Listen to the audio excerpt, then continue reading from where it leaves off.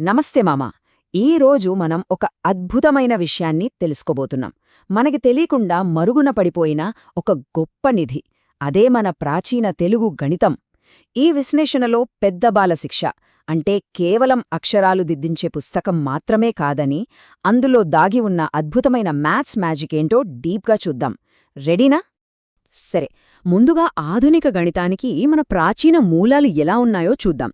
ముఖ్యంగా పెద్ద బాలశిక్షలోని అంకగణితంలో ఉన్న రహస్యాలు నిజంగా మైండ్ బ్లోయింగ్ అని చెప్పాలి.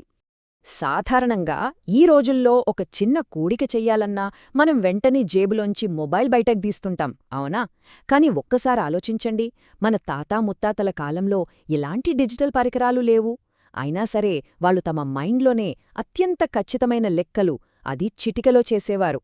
వాళ్ల మెదడే ఒక అద్భుతమైన క్యాలిక్యులేటర్ అన్నమాట. అయితే ఆ స్పీడ్ ఎలా సాధ్యమైంది అనేది తెలియాలంటే మన తెలుగు అంకెల మాయాజాలమేంటో ఇక్కడే చూడాలి.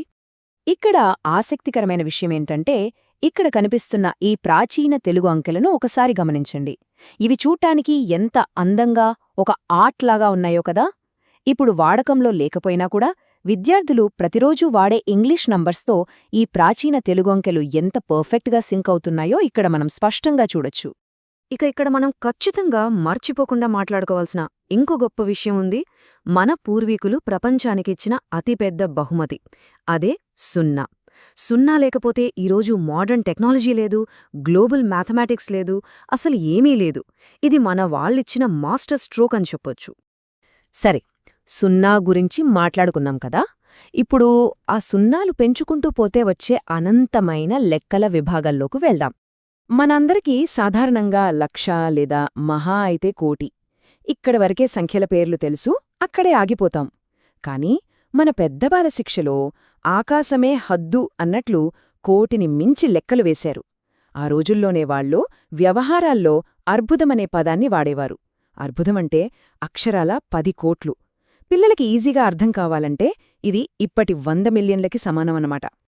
అలానే ఆ స్కేల్ని ఇంకొంచెం పైకి తీసుకువెళ్తే మనకి పద్మం వస్తుంది. పద్మమంటే ఏకంగా 1000 కోట్లు. ఈ రోజుల్లో మన విద్యార్థులు అంతరిక్షంలో దూరాలను కొలవడానికి లేదా ఇంటర్నెట్లో భారీ గిగాబైట్ల డేటాను లెక్కించడానికి ఎంత పెద్ద నంబర్స్ వాడతారో, అప్పట్లోనే మనవాళ్లు ఈ పద్మం లాంటి పదాలతో అంత పెద్ద స్కేల్ని మైండ్లోనే అంచనా వేశారు. ఆ తర్వాత వచ్చేది ఖర్వం. ఖర్వమంటే 10,000 కోట్లు. అసలు ఆలోచించండి, చేతిలో ఎలాంటి క్యాల్కులేటర్ లేకుండానే ఇంత పెద్ద సంఖ్యను వారు మైండ్లోనే విజువలైజ్ చేసుకోగలిగారు అంటే అప్పటి వారి మెంటల్ కెపాసిటీ ఏ రేంజ్లో ఉండేదో ఇక్కడే మనకి అర్థమైపోతుంది. ఇక ఫైనల్గా వింటే ఎవరికైనా ఫ్యూజులెగిరిపోయే పదం మహాపద్మం. ఇది అక్షరాల 10 లక్షల కోట్లు. ఒకసారి ఊహించండి, కేవలం పేపర్ మీద రాయడానికే సున్నాలు కౌంట్ చేసుకోవాల్సినంత భారీ సంఖ్య. ఇది అలాంటిదాన్ని వాళ్ళు చాలా క్యాజువల్గా వాడేశారంటే నమ్మశక్యం కాదు కదా. నిజంగా చెప్పాలంటే ఈ ఖర్వం, పద్మం, మహాపద్మం అనే పేర్లు వింటుంటే మనకు గుడిలో ఏవో పవర్ఫుల్ ప్రాచీన మంత్రాలు చదువుతున్నట్లు అనిపిస్తుంది. కాని అసలు విషయమేంటంటే ఇవి కేవలం శ్లోకాలు కాదు, ఇవి మన మైండ్ని బ్లాంక్ చేసే అత్యంత ఖచ్చితమైన మ్యాథమెటికల్ నంబర్స్. మన ప్రాచీన భాషలో సైన్స్, మ్యాథ్స్ ఎంతలా ఇమిడిపోయాయో చెప్పడానికి ఇంతకంటే బెస్ట్ ఎగ్జాంపుల్ ఏం కావాలి. సరే, ఇంత పెద్ద మ్యాక్రో లెవెల్ నుంచి ఇప్పుడు కొంచెం కిందకి మన రోజువారీ వ్యాపారం అంటే ధాన్యం వ్యాపారంలో ఈ భిన్నాలు ఎలా వాడేవారో చూద్దాం.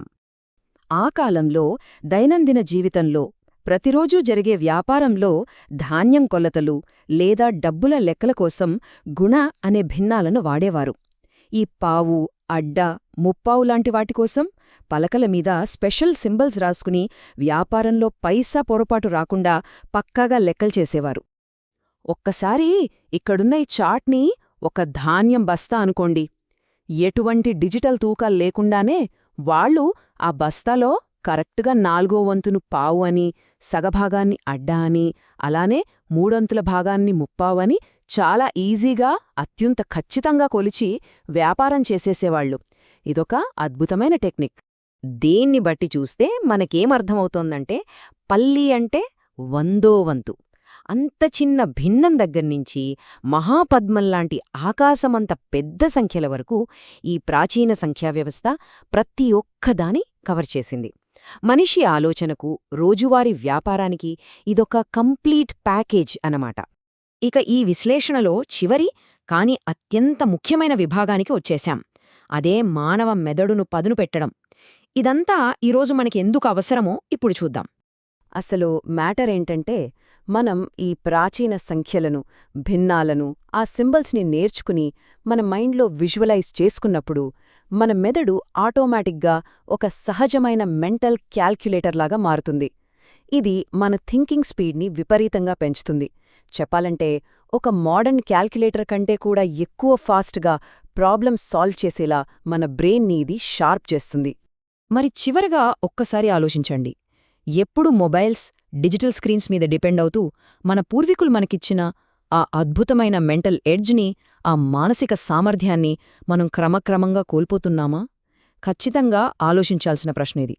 సరే, మరి మన తెలుగు అక్షరాల వెనుకున్న అసలైన లాజిక్ అదేనండి, గుణింతాలు, అక్షరమాల గురించి మన తర్వాతి విశ్లేషణలో ఇంకా డీపుగా తెలుసుకుందాం. అంతవరకు సెలవు.